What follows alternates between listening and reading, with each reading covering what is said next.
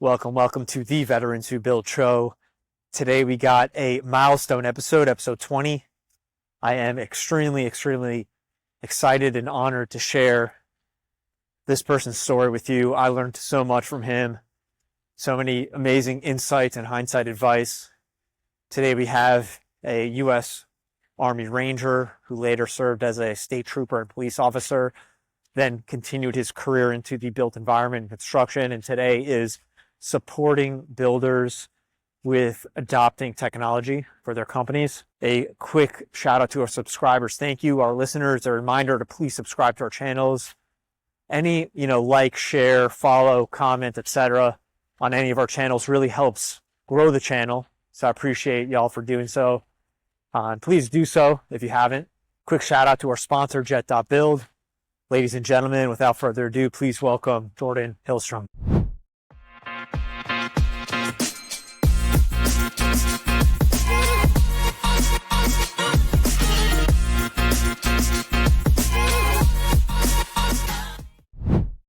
Thank you to our channel sponsors, Jet.Build.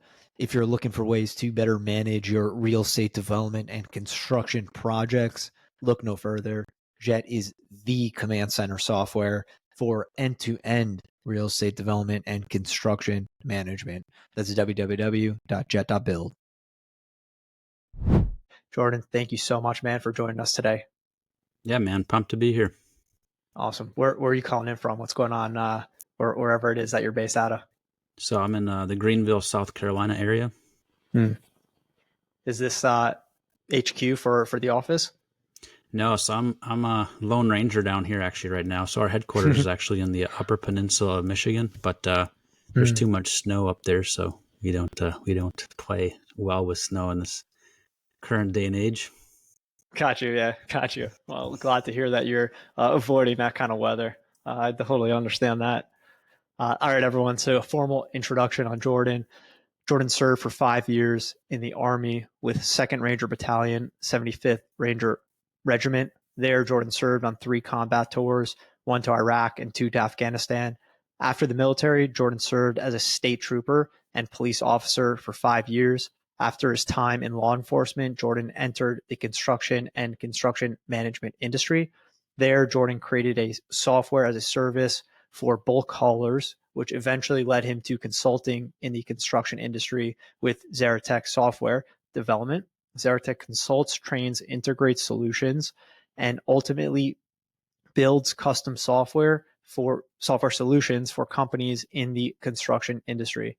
Jordan, I am super excited to hear about how all of this came about. And as our listeners know well, we like to start with chronological order. So talk to us about where you grew up and what led you to enlisting. Yeah, man. So I grew up in southeastern Wisconsin. Kind of got put on the roadmap a couple years ago with some of those riots. Kenosha County was where I grew up, and Kenosha downtown had some pretty good riots. A certain individual decided to make his name known there with some shootings downtown when some of those riots were happening a couple years ago. But anyways, yeah, southeastern Wisconsin, grew up in a very rural farm type community. So had 15 siblings, kind of a unique thing that I like to plug because it's not typical, not normal. But anyways, yeah, so a third oldest, and it really kind of creates this sink or swim mentality, right? Like you have to always be scrappy to kind of get a word in to, we had plenty of food to go around, but ultimately we had to work hard growing up. We were forced into leadership capacities at a young age just because to survive in that, you have to rely on your brothers and sisters, and being one of the older kids in the family, there was a lot required. And it's not normal now, but wouldn't have it any other way, quite frankly. What was that like growing up with so many siblings? I mean, I have, I'm one of 4, and I don't know, I couldn't imagine more. So tell us a little bit more about that.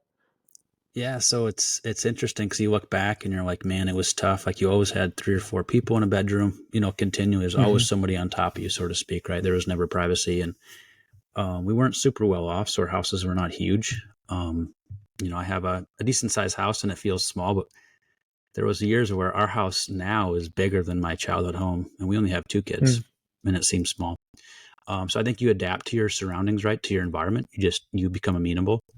But yeah, growing up, it was always loud, boisterous, and a lot of activity. And one thing I remembered is like there was always someone to fight with, and there was always someone to play with. Which does play into my life now, is like, to deal with conflict is not always easy, but I've got those like innate skills because I had to hone them growing up. Mm. And I'm probably I'm the shortest of eight boys in the family, and I've had to learn how to scrap a little bit, That sounds awesome. I mean, I'm sure looking back, just as you're pointing out, right? That's a lot of different dynamics that you grew up with, and I'm sure a lot of great experiences. Are all of your siblings in the same area right now? So I know they're mostly in the Midwest still. Hmm. Actually, there's like 3 of us down here in the South, and the rest are back in either Minnesota or the Upper Peninsula of Michigan. Got it. Got it. So moving forward, in terms of childhood, what were some things that led you to serving? So I grew up working on dairy farms. We didn't live on a dairy farm. My father was in the software tech business, but I quite frankly was Hmm. not a big tech guy, not a big technology guy, even still, which is going to be a fun conversation in a few minutes. But grew up around that, but I ended up working on dairy farms. And I think in Wisconsin, and I think still now, it's probably one of the higher states in recruitment for military, especially the Army. Hmm. So there's just this patriotic sense. That culture there is very giving and wanting to share and serve their neighbor. So a lot of my counterparts that I grew up with, my friend group, joined the military. In some part because of the culture kind of drives that serving your neighbor mentality, and Hmm. giving to society before you even ask for yourself. But then for me specifically, 9/11 happened, and I was a very impressionable age then. And I didn't know anybody that was actually affected, but I saw it on TV in school, and it really affected me. And I just had this, I have to serve, which is kind of weird because like, who am I to think that I can change anything for one? But it was that kind of that catalyst for 9/11 that I felt like I had to do it. Yeah, I wouldn't be, just for feedback in terms of how I heard you say that, I wouldn't be so harsh on yourself, right? I'd suggest, you can take that as you wanted to do your part, and that's how I heard it and how I interpreted it. Like a lot of others, right, in that same time period, went to serve the country because, an attack happened. So, congrats and kudos to you for doing that. Oh, absolutely. No. And I take it with a lot of like pride and take it in Mm. stride to say like, I'm not trying to get over my ski tips to say I'm cooler than I am, but I do think we should be serving each other, and one of which you could serve them in the military. Right. And I've been told that, a lot of the military folks that have that mentality, like, well, 9/11 happened, then you served, like, how narcissistic are you? Right. And there's that weird like dynamic that, okay, Yeah. well, if it drove me to serve mankind, is it a bad thing? So Yeah. I think sometimes we get confused with some of the mental health community and trying to put labels on stuff that maybe shouldn't be labeled.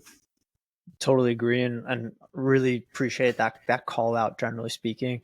And kind of, what I like to highlight, generally speaking, on the show is that pride toward service, right? That pride toward what you did. And I know how you mentioned that in terms of the environment you grew up in. So I was really happy to hear that environment exists. And that's kind of what, or at least it was a means of what led you to service, and doubling down on your point right now. So yeah, well said, man. So talk to us about the process of enlisting, and moving forward from there. Yeah, so I was 17 when I tried to enlist for the first time. Actually, this is kind of funny story. I wanted to join, and my older brother already joined. He was in the Q course when I was kind of going through the Mm. enlistment process, and I hated school, couldn't stand it, man. It's not really built for all people, I don't think. And anyway, so I tried to I had the recruiter at my house. I cleaned the house, I cooked dinner, had my parents, obviously were still there, and tried to see if I can get my parents to sign when I was 17, but it's a Mhm. big no-go at that station, right? So I had to wait till I was 18, and probably a day later, I went down to MEPS. I think it was MEPS, and I signed up, went through that process through the delayed entry program. And Mhm. then I had to graduate school. And once I graduated school, probably a month or so after I graduated, ended up shipping off for basic training in Fort Benning. And that was where infantry training was. Mhm. For me, it was unique because I grew up in a very sheltered community. So it was very religious, very closed off to a lot of, the outside influence, if you will. So it was a huge shock factor. And for anybody that's served before, it's serving now, like that in processing. So mine was 30th AG Reception Battalion at Fort Benning. And that was actually some of the hardest time of military service. Was like Mm. that first week. it's like you're in a hurry to go nowhere. You can't do anything. And you're like, I felt like I was in prison. And it was just this weird culture shock to me. And it really, like, my central nervous system did not know what to do. And it was overwhelming. Yeah. I mean, it's a shock, right? I mean, that's a serious transition between, especially at that age, right, where you don't really know any better one way or the other, and you're going from what you have always known your whole life to that point into this completely different environment with different people, different literal place, different system, right? So, yeah, I'm sure. So, tell us about that process in terms of getting into Ranger Battalion. Yeah. So luckily, I had my brother that kind of put me into a position to ask questions when I signed Mm. up. And I wanted to be a ranger from like early on. And since fifth grade, actually, I wanted to be a ranger because I thought the warfare and the way they approached it was just different. And I liked the idea of challenging conventional warfare and being creative. And their mission, I always bonded with for some reason. So I had an option 40 contract. I think that's what it was. But anyways, essentially your pipeline once you get in the military is towards, you have the ability to go to Ranger Indoctrination Program, which I think it's called RASP or ROPE now, but that was, to me anyways, I had to go through basic training, go through airborne school, and then through Ranger Indoctrination Program. So back then it was a 5-week course, and essentially it was a selection process to get in the Ranger Regiment. Mm-hmm. So before we, yeah, go ahead. Sorry.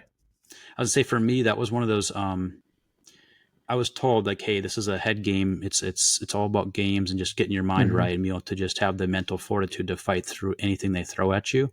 So luckily I had some people that already spoke that truth into me. So I knew that it wasn't going to be easy, but it wasn't about like my physical, which physical was part of it, right? But I knew I had to be mentally strong to get through it and realize it's not about me. It's not about what I'm doing wrong. They just want to challenge me and my mindset and what am I capable of.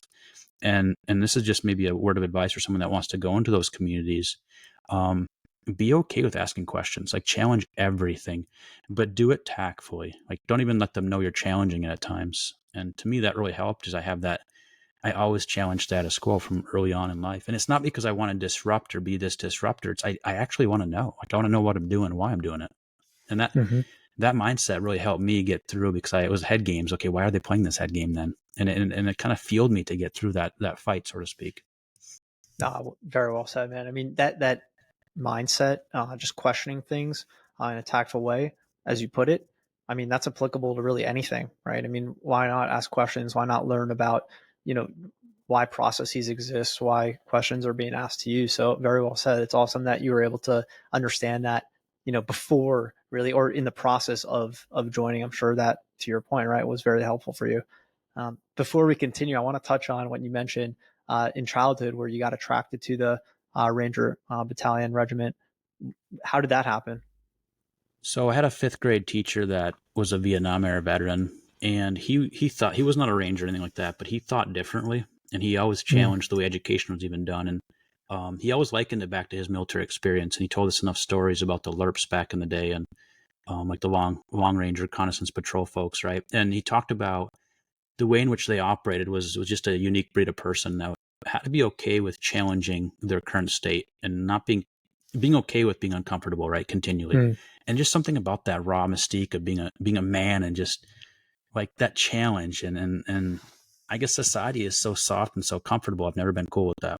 So one of the things I recognized with him and why I gravitated towards this mentality was I struggled at school. I struggled at tests, and he took us before tests and he would bring us outside, play football. We'd run around, whatever, for like 10 minutes. I'd come back and I would do good. So I'm like, okay, why him? Why am I doing good in his environment and not others? And so it's something about that ability to be able to be okay not being normal. And I think from then on, I'm like, all right, well, I'm not this weirdo. I'm still maybe don't excel in school. I was like an A, B, C kind of all over the board kind of student. But I didn't ever excel in school. Yeah, really, really interesting. I, you know, just personally saying, speaking for myself, I tracked that also in my, you know, childhood, where wasn't necessarily a good test taker, wasn't necessarily good at sitting in classrooms. However, I relate to the balance of kind of dynamics that you mentioned. So really interesting to hear that. Brother, So how many times nowadays do we tell these kids go on some ADHD or ADD pills? Like, what if we just need to get out and stretch our legs? Like, what yeah, if sitting down for 8 hours in a classroom is not a good idea? And if I'm a recruiter, I'm going to go and watch those kids that are fidgeting all day long in school. And that's probably a good guy to grab and bring him on our team, right? Yeah, I'm with you. I mean, it shouldn't be that there's this universal system that works for everyone where it obviously doesn't. Here, you and I are talking about how it didn't work for us. So totally with you on that. So in terms of moving forward now in this, going back to where we were, what was the timeline between essentially enlisting your enlistment date and then into that 5 week process, kind of where we left off in this chronological order? Well, basic training is typically, I think it was 16 weeks. I ended up getting some pretty gnarly stress fractures. So I had to, I think, wait like 4 weeks and then recycle back in. Just really stupid. But we had this, can you say the word douchebag? Is that okay? We had this douchebag drill sergeant that he wanted to be a ranger. So anybody that had an option 40 contract, he would make us jump off the top bunk and do these POFs, like it's like airborne training type stuff. And it was like night after night. And so over time, it was like, really wore my hips down actually. And then my, what they call it, your battle buddy in basic training, like your bunk mate, whatever. He would go on sick call for like suicide watch. And I don't think he was suicide. He just didn't want to be in the army anymore. And that was his way out. So I had to carry his rucksack like every single day for all these road marches and all this stuff. So I think the combination of that and jumping off the bunk, a few hundred times on your legs, end up screwing up my hips. So I had to spend a couple weeks recovering, going back into basic, finishing up. And then from there, it was probably a week or two. I did a javelin course and some other course. And then I went to airborne school, which is a 3-week course, I think.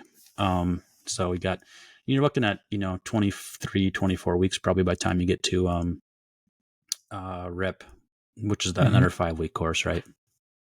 Yeah, got it. So where were those stress fractures that you received, that you got? Say it again. Where were those stress fractures, like in your body? So I was like a Christmas tree, honestly. It started in my hips and went all the way down to my feet. So it was actually pretty gnarly, which even to this day, I still feel the effects of that. Yeah, I'm sure. Yeah. Which really frustrated me because before I was in the army, even I was already doing 30-mile road marches with a rucksack of 45 pounds and running a ton. So like I was in good shape. Yeah. I just think sometimes training when you have the wrong leaders involved is just stupid. To personally intentionally inflict pain on somebody where it's actually like catastrophic to the body, to the skeletal system, is just not smart. And obviously there's some just not wise people in the service. We get that. Yeah. The foot injury, I mean, that's something that I had to is really just so bothersome. I mean, it takes forever to get over, but I'm glad to hear that you really only had that 4-week period, right? And then you were able to continue. Yeah, no, and it worked out fine. Honestly, it was like it sucked. It sucked to have to be, and I'll be as raw as I can. There's a lot of people that should never have joined the military. So a lot of times you get into those environments of having to get recycled, and you go to this sick bay type scenario. It's people are just milking the system, and that made me sick. Like you'd hear the conversations like, I just don't want to do this, but I don't want to get out. I like to pay. Like it really bothered me to like a deep level. So it encouraged me very quickly. Okay, I can't stay here because I can see how it's like cancer. It's going to grow. And if you get stuck in that environment too long, I didn't see myself personally, but I saw other people that I knew, and I'm like, man, I didn't see that about you, but I feel like they were infected by a disease. And all of a sudden they're this sick call ranger type person. That's just like, who are you? So being around that for even a week, I'm like, I got to get out of here. Yeah, I hear that. Absolutely. Yeah. So let's keep moving on then. So you got to that, I guess, final period of what you just touched on, that 5-week, if I'm catching that correctly, because there's a lot of different periods, that 5-week RIP program, I think you said. Yeah, RIP was tough. It's probably one of the harder, between that and Ranger School, the harder training, blocks that I've had, and it, between the physical and the mental and just the games they play with you, and you have to, they start ramping up the academic portion too. Like you have to study Ranger history and Ranger tactics and all these things. You got to start picking up and you test on it. And so they're starting to challenge you on academic level now too. And that's where I was like, oh crap, I'm going to hate tests. Right. And there was people that failed out of a RIP that were way more qualified than I am. So like part of it is just showing up at the right time with the right uniform. Like just doing that is half the battle. And I don't know if you probably heard that before, and so have so many others, but I learned that like, hey, just be the gray guy, show up, do 100% of what you can do. And there's about 20% that's luck. Like one guy show up to a formation without the right equipment, meaning like a pen and a pencil, and he got kicked out. I'm like, So, yeah, some of it's luck, and you just got to show up. And sometimes the cards aren't in your favor, and you got to be okay with fighting through. What does that mean, right? What's the next thing we have to do? And um, I believe that God has a plan, and He's going to work that for your betterment if you are willing to fight the fight. Yeah, there's always going to be some element of luck in everything, but so long as you're showing up, doing your best every day, to the ability that you can, then luck will more likely be in your favor, right? I mean, you can't predict or control much of anything, but so long as you show up and do your best, then yeah, it should give you better chances to move forward. So I totally agree with you, and I kind of apply that with everything everything in life, military side. Absolutely. So what was so we talked about RIP a little bit. Do you want to touch on at all, like what was going on there, even broadly, like what were types of trainings that you were doing? Yeah. So, like the first week, I remember we had like a 5 mile run, and it wasn't super fast, but it was the first mile was really fast, and you're in full uniform, and there's an obstacle course involved, and what's interesting is an anecdote from here. There's one instructor I want to call out so bad, but I won't. Anyways, he had us drinking 2-quart canteens every hour on the hour the night prior, like forced hydration, which if you've ever been through an exercise, it sucks. Because so you're trying to get some sleep, but you have to wake up every hour on the hour to drink. It's supposed to be a 1 canteen, but it was essentially 2 liters of water essentially every hour on the hour. So when you're not drinking, you're peeing all night, right? So the problem was the next day it was really hot in Georgia. It gets humid, and people were like heat catting because they were flushing all the electrolytes out of their body. We weren't replenishing those. You're just drinking water, no salt packs. So again, another kind of a breakdown in leadership because we weren't supposed to drink that much water. We were supposed to have some kind of salt ingestion there as well. We didn't have that. So a lot of folks that were like in good shape, they didn't pass that run and they're gone. So, and I think some of them recycled, but anyways, yeah, it was like it was a super hard run. It was challenging in boots and super hot. But again, it's what are you willing to do to mentally push yourself through that obstacle? Because almost anybody can do if they really tried and really wanted to get through it. But do you have the mental fortitude to fight through that? So there's stuff like that. There's just a bunch of head games and how deep can you push? Yeah. What's interesting about what you just brought up, I caught a few things just thinking of my own experiences. I wonder how much, just processes are thought through in terms of salt packs versus just intentionally making, the guys chug water so that they won't have good sleep, so that we'll see how they react later on. And then moving forward in that, what you were just describing in terms of, yeah, it could be 5 miles, 6 miles, 10 miles, whatever. As a civilian, it's easy to comprehend that and say, oh yeah, I'll just put on some sneakers and run it. But that's you in your own environment versus being in, some other schedule and not recognizing, well, you just had that night of drinking water and pissing basically. You're in your boots, you're in your uniform, you're in super hot weather. And all of these elements add up and essentially create those mind games that you keep mentioning. And I totally agree in the sense that it's just how you can wrap your mind around the goal that you're trying to achieve, right? How much fortitude can you have to push through it? So it's just interesting to hash out these concepts now. Oh, absolutely. And honestly, though, it's nothing to do with military either, right? Like I think you either have it or you don't. Quite frankly, at some level, like, are you willing to push yourself? An example is like, I'm a little bit older, a little bit fatter now, and physical challenges are harder, right? In this last year, my buddy was like, he's a retired CW5 pilot, and he's like, hey, let's go run this JFK 50, which is a 50-mile like ultra marathon. And like 15 miles on the Appalachian Trail. It's windy, it's hilly, it's like a lot of terrain, traversing, and like, yeah, let's do it, right? So like in theory, it sounded good until the race came. I broke my toe at mile like 12 or 13, and so like I had this out, right? Like this mental out. Okay, I'm already sucking at life. I'm not a good runner anyhow. But I could quit. Like I broke my toe. Like why wouldn't I quit? But I just decided like if I quit this, I'm gonna keep quitting everything else. So like just the same kind of mentality is like, hey, I can put one foot in front of the other. Does it hurt more? Yeah, it hurts, man. But I can finish it if I want to. Yeah. So that was one of those things again, like many years after getting out of the military, it's still is do you have the mindset of quitting, or are you gonna fight through? So that's it's interesting to think about. And usually it's like, oh, well, you're a military guy. It has nothing to do with the military. Yeah. Yeah. What you said it was interesting to me too. First of all, you finished that, yeah? Is that the story? Yeah, I did finish. Yeah. Oh, that's cool. Oh, that's really cool, man. I'm intrigued by that, especially Appalachian Trail. I haven't been on that yet. Definitely interested in it. But what you said was really interesting to me, and kind of the way I perceive it in just my own kind of, athletic civilian endeavors is how you compartmentalize the moments that you're in, those moments of struggle, meaning rather than perceiving this 50-mile ruck, you could think about what you just said. I can put one foot in front of the other and just keep going.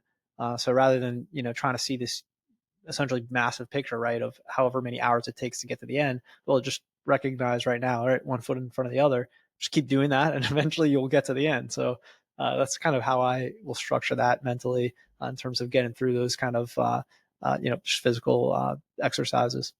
Absolutely. And honestly, even with business, and we'll get to this in a little bit, but one thing I would say to extract a lesson learned from that run for me, even, I'm sure you've heard about marathon trainers that they talk about you hit a wall at some point in your Mm-hmm. run. So I'd Mm-hmm. never run a marathon until this year, right? And so this is all a new thing for me. And so on this ultra, this 50-mile race, it's the longest thing I've ever done, and I'm not really that trained for it. And my timing actually was not, I think it was 300 out of a couple thousand that started. So it was not horrible, right? Not Mm-hmm. like in the right home to grandma about, but anyway, so mile 27, I didn't have a watch, nothing like that. I'm like, I'm a dumb Ranger runner. I just run. So again, no gear, no watch to tell me what mile post I'm at. Anyway, so I asked this guy, I'm like, hey, which mile are we at? And he's like, yeah, we're at like 29.5. And I'm like, oh, thank God, we're going down this hill, right? Yeah. So then like a second later, Cat comes up from behind me. He's like, oh, I'm so sorry. I just heard what he said. He's like, yeah, we're only at mile like 26 and a half, 27. And something about that just hurt like deep. So I'm like, oh, I can't do this, right? So that's where my wall actually started, was in that mental breakdown of like, I thought it was further than I was. Now I have to make 2 more miles up somewhere, somehow. So for the next probably 5 to 7 miles, literally what I did is I put like a landmark, and it wasn't even very far, like 30 feet in front of me, like that tree, Yeah. that pole, that hill. And so what happened is I never thought about like the next mile even. It was like, hey, what's the next tiny little increment I can make up? And Exactly. enough Yeah. of those little milestones, man, all of a sudden I'm like, I'm at mile 35 and I'm like, I might actually finish this race. Yeah, that's a great story of, and I mean, basically elaborated on what I was saying in terms of that compartmentalizing and just going, small increments at a time that you could focus on and you could quickly achieve to allow you to continue to leapfrog to that end goal. That's really cool. But with business though, that's the thing though, is we see all these Instagram and Facebook and LinkedIn posts about the grandiose elements of business. But man, talk to any good leader and they're going to say most of life and most of business is hard. It's fought in the trenches. It's not these grandiose things. It's the day in, day out grind. Are you willing to put in the fight to make it happen? Like right now in 100%. business, we're going through the grind right now. And I believe in it enough. I believe in where we're going, but it's not fun. Like a lot of the time. It's a grind. Yeah, absolutely. All right. Before we sidetrack into the business world, let's continue with military career. So we talked about RIP. We talked about which led us to the sidetrack, right? That drinking and running scenario. What comes next? So we get to like the top 10% got to pick where they got to go. And somehow I made that cut. I got to pick Washington. So I got to go to 2nd Ranger Battalion, which I loved. I loved that, all that stuff. But now that I'm in the South, I'm like, man, I kind of wish I went to 1st Ranger Battalion, which is in Savannah, Georgia. But anyways, no, I loved where I went. Great team out there. Again, a lot of it is like you just show up and then you get, like for me, I got picked to go to a certain platoon, and that platoon I think was the best. And we got connected on my first deployment with a really cool SEAL team that worked really well, and one of the better ones out there. And it showed me what was possible. It was showing me like we got to get the better mission sets and better training, and it was like winning the lottery in the military. Some of the missions I got to go on were it was like the movies, and some movies are probably going to be made or already made from some of those opportunities. But it was, I got there, and it was harder to stay there and to actually stay in the team mentally than it was to go through all of the other training combined. It was just really hard, that rite of passage, and it was just day in and day out, because you live in the barracks where you work, where you train. So like, 2 a.m. you'll have a corporal coming in and yelling at you to go do some stupid drill, and, pulling volcano guard on the roof, and, just the stupid head games. So anyways, you get there and you're playing a lot of those stupid things. You're going training, you're getting, involved with the platoon level training and your squad level training, and learning what your assignment's going to be. And, it wasn't but a couple months from the time I got there to when we deployed. So it was kind of this weird it's a crash course and we're off to the races. And Mm. if you know anything about, SOCOM or JSOC or Ranger Regiment, it's a little bit different than conventional warfare in the sense we, like Ranger Regiment, they have three battalions, and you're always cycling through on, increments. And when the battalion in front of us leaves, we backfill that and that AO. And so as soon as they're gone, like we're entering theater, and like one time, I don't know, within 12 hours of landing on the ground, we were already on like a helicopter going on our own missions. So it was like you get there, and I remember the first time rolling on the tarmac at I think it was Bagram, but I could be mistaken. I remember seeing like 5 or 6 caskets with flags draped over them being loaded onto a bird, and I'm like, dude, I'm like 19, and this is real. Yeah. So that was tough. It's kind of that transition again, culture shock. So the first deployment was definitely the most memorable for me in the regards to like, you're a young kid, you're impressionable, and then a few months into the deployment, we were chasing around some bad dudes around the country, and ended up in Bagram. So we were stationed in Jalalabad, Afghanistan, and we went to Bagram Air Base to stage for a mission. And I go to the MWR, which is like the place you get your internet access and your phones and all that stuff, right? So I went there and got a message that my brother had been blown up, and he was in Iraq. So that was kind of a surreal, like, what do you do with this information moment? And it again, I'm a young kid, but it's my best friend. We grew up, very close and did everything together. And so that was kind of another eye opener for me, is like, man, this is close to home. Mm. So got to do a quick stint back. I ended up going to a couple different countries to see him, and end up, going back to DC for a week or two, and before I came back. But it really made me grow up quick, man, to see like all of a sudden all these catastrophic losses. And I was already tasted combat prior to that happening, but when your brother is hit with an IED and his life is potentially gone, it wakes you up in life, like it's real. Yeah. Yeah. So first of all, thank you for sharing that, and second of all, thank you to your brother for his sacrifice. Taking a little bit of a step back in that story and process, had a question when you brought up your basically decision, right, of where in the regiment you wanted to go. So out of that top 10%, does that mean the battalion, the regiment respects those top 10% in terms of you'll definitely go into those places, or it's only the top 10% that gets selected overall anyways? No, so like I don't know how many graduated. It wasn't a lot, but the top 10% of the class got to pick, and maybe more, I forget. But the first 10%, they try to get to where you can actually pick which battalion you want to go to. And every class is different from what I hear. And so to me, it was just I got to select which. Right. So there's Fort Benning is 3rd Battalion, 1st is out Savannah, and 2nd's out in Washington. So I wanted to go out there because I had family out there, and I just thought it'd be a cool change of pace. Didn't really know anything about the battalion, quite frankly. Yeah. So whoever does graduate will get pushed into whatever battalion, however the top percentage, whatever that is. Gets to correct. choose.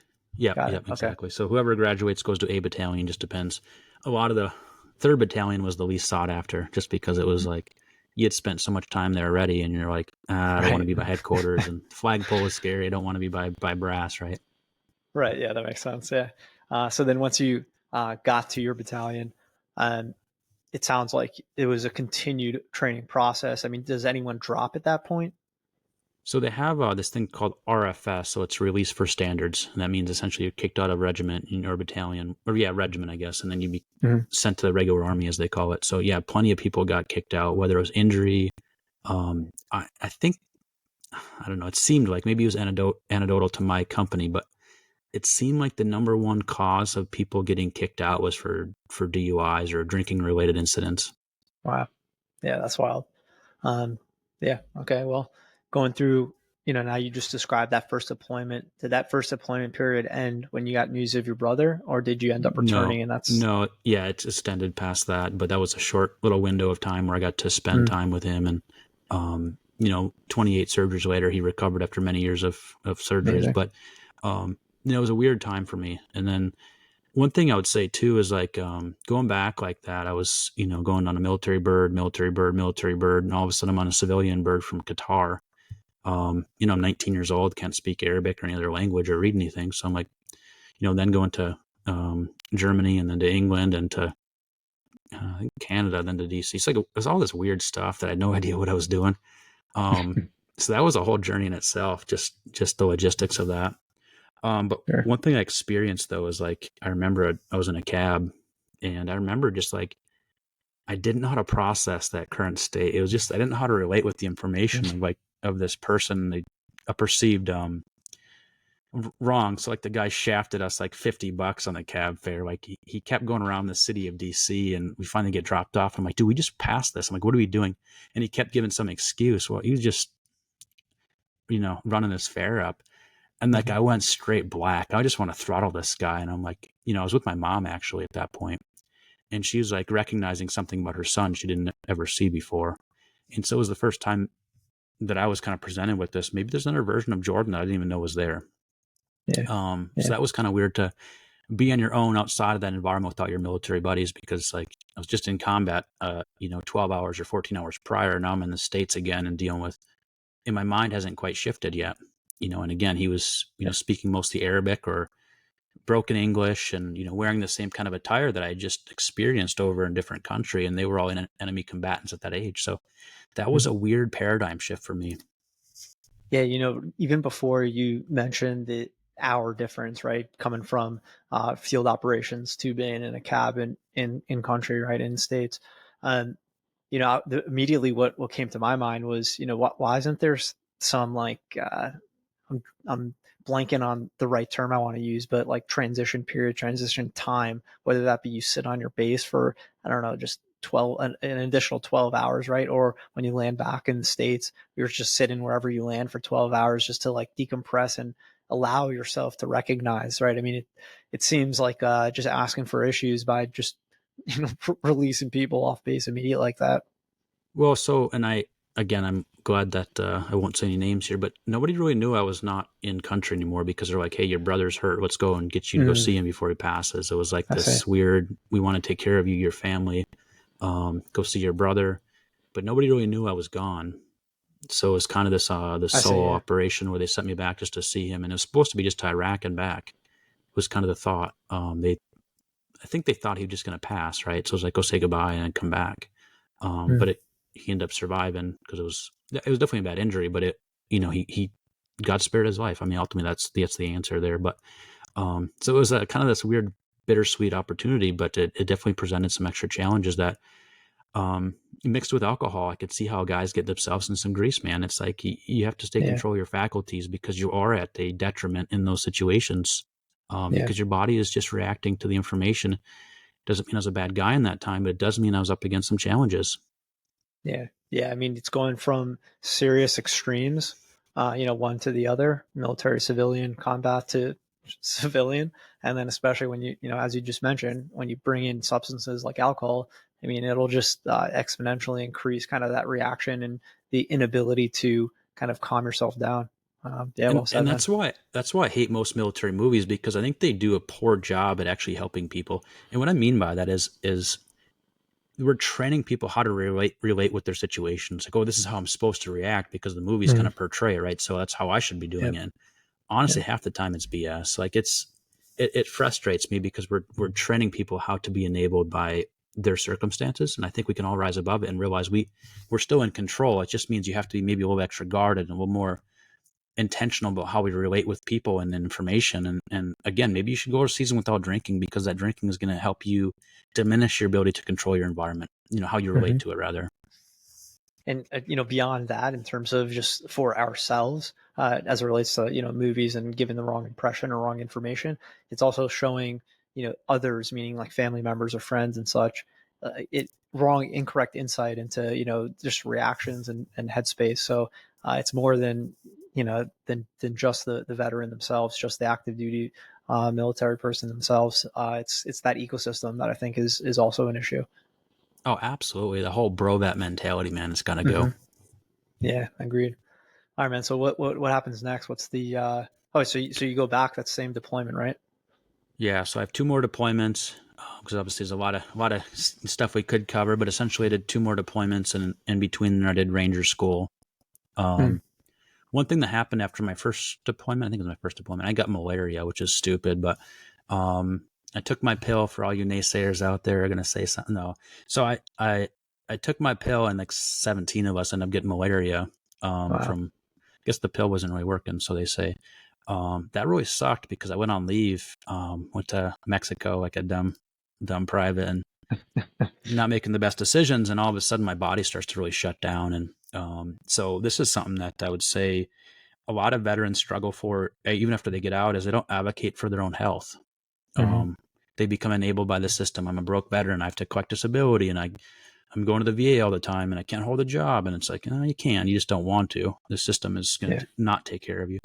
But anyways, so when I was in, I kept getting sick every single day for like weeks on end, and I would like vomit, I'd pass out, and it was just high fevers. And I kept going to my like company level medics. They're like, we don't know, take some ibuprofen, And finally got sent over to the battalion medic and the surgeon, and they're like, oh yeah, just, one guy kind of made a joke like, you should drink more alcohol, it'll kill whatever you have, But there's never really care. So finally I went to the emergency room over at it was Madigan at that time. I think it's still Madigan Hospital. And like, I was like, hey, I kind of Googled my symptoms based on where I was at. I think I had malaria. And they're like, nope, you don't have it. You don't have it. And they wouldn't even test me for it. So anyways, I'm like, all right, well, whatever. Obviously I don't have anything. So I went back, and I still went on this vacation, and coming back from vacation, like my body just shut down. And luckily there's my buddy Jordan with me, and he kind of watched over me and helped me out. But I ended up getting back to Arizona, I think is where we landed. And they literally like stopped the plane, like got to the first like entrance point, and got a jet bridge there, and made the whole plane stay there while they wheeled me off in the first like wide area off the jet bridge. They like got me naked on a table. And what my buddy was like, I think they thought you were carrying drugs, and one of the bags exploded just based off your symptoms. Like I was seizing, and just not good. And at that point I knew I had malaria, because one of the people that was supposed to join us didn't make it, and he did have malaria. So anyways, at that point I already knew I had it. Got to where my folks live in Michigan, and sought out care there. So I was in the ICU for a few weeks, and pretty sick actually, like not doing well at all for a few weeks. So that honestly sucked. It's like, you're over in country dealing with enemy combatants, and then all of a sudden a mosquito is going to take a guy out. That's fine. Yeah, man, that's so crazy. Sorry that happened to you. Wow. So that's in between, when was that happening? Between my first and second deployment, I think is or between my second and third, maybe, I forget.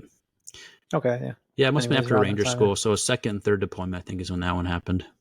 Okay, got it. So, so I think this is also something looking for you to kind of clarify. I might have mixed it up. So, when you got into Ranger Battalion, that's different from Ranger Regiment. Is that correct?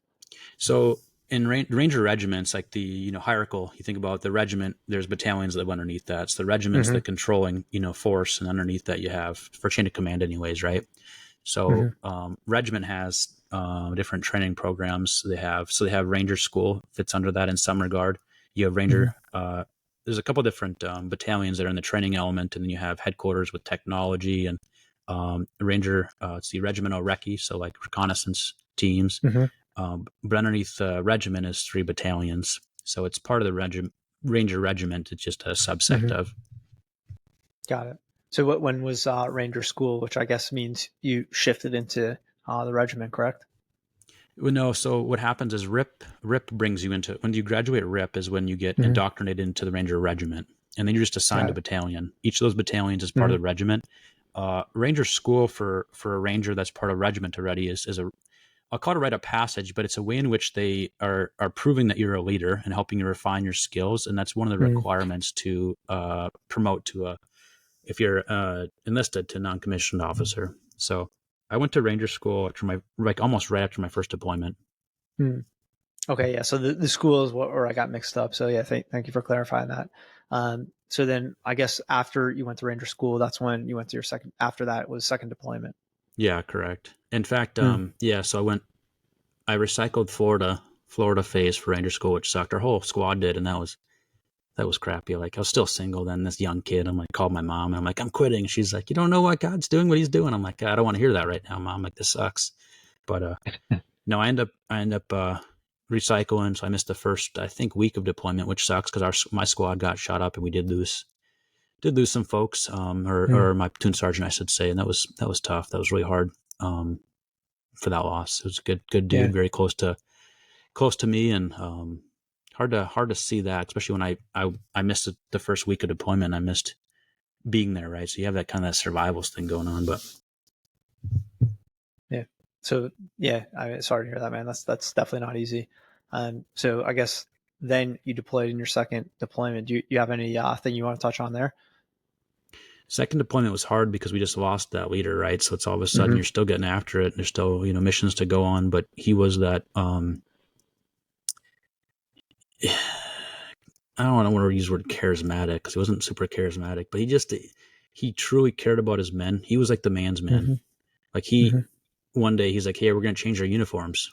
So we went to the battalion sew shop lady and we're like, hey, do this, right? Like he just always thought about better ways to work and made the environment more comfortable in some regards and more uncomfortable in others. And he was the dude. So we were all kind of reeling from his loss, trying to figure out what's our true north still, right?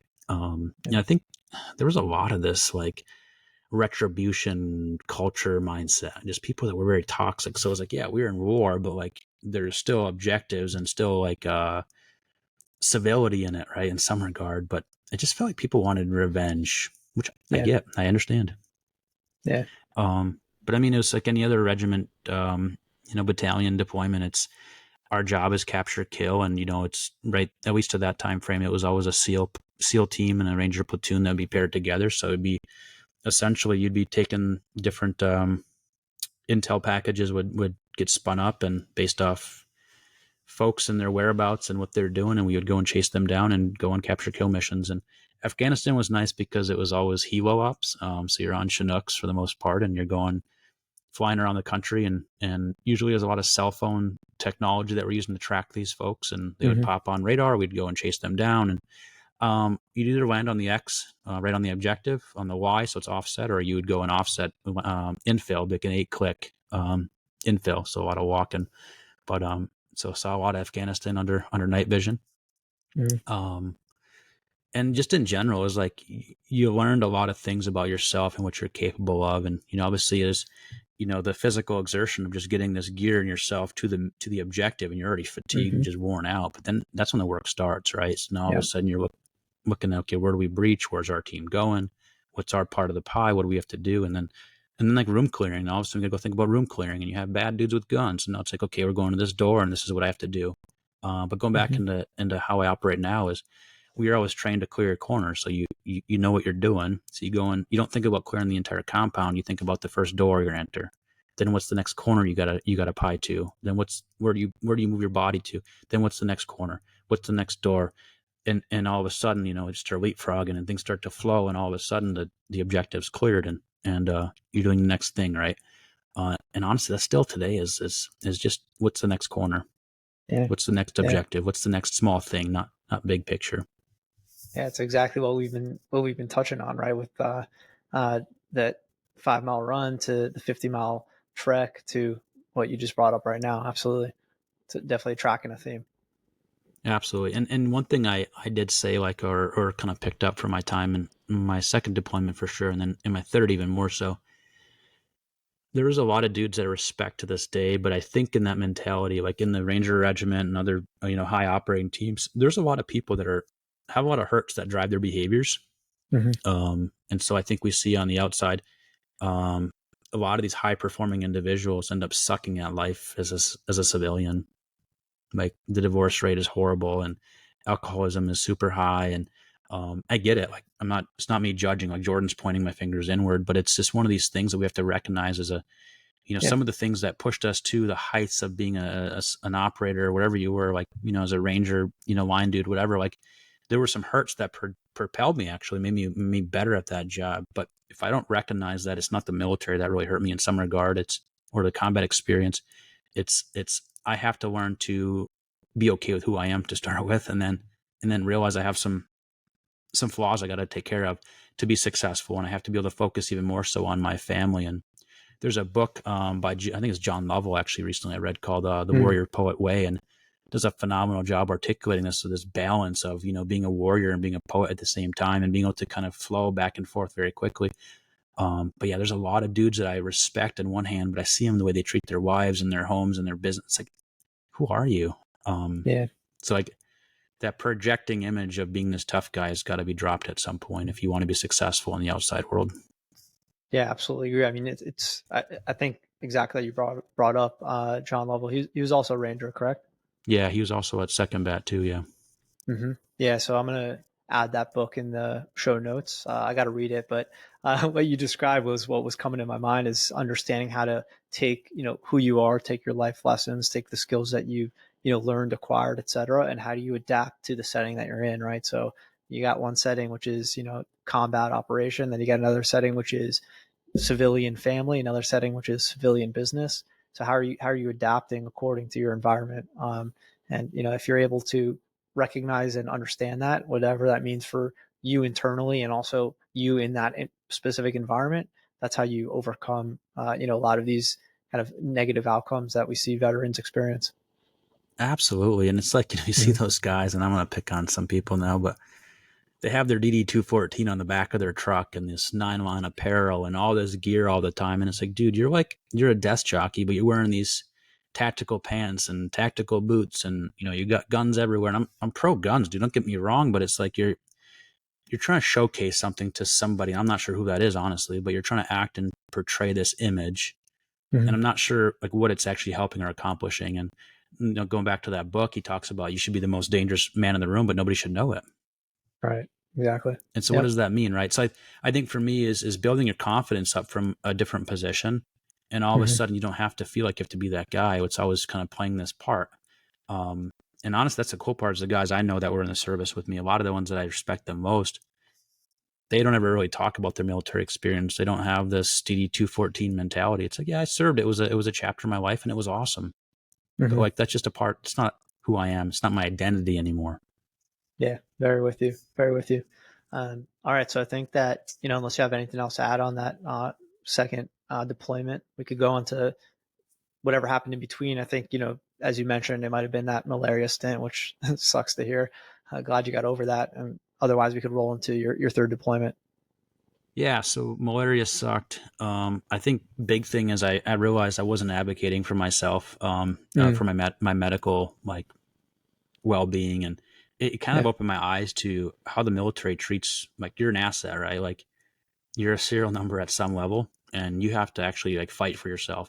But it holds true to today because like I'm still go to the VA for stuff, but I have to be cognizant of like they're gonna give me 13 pills to like take care of the issue and just to placate it.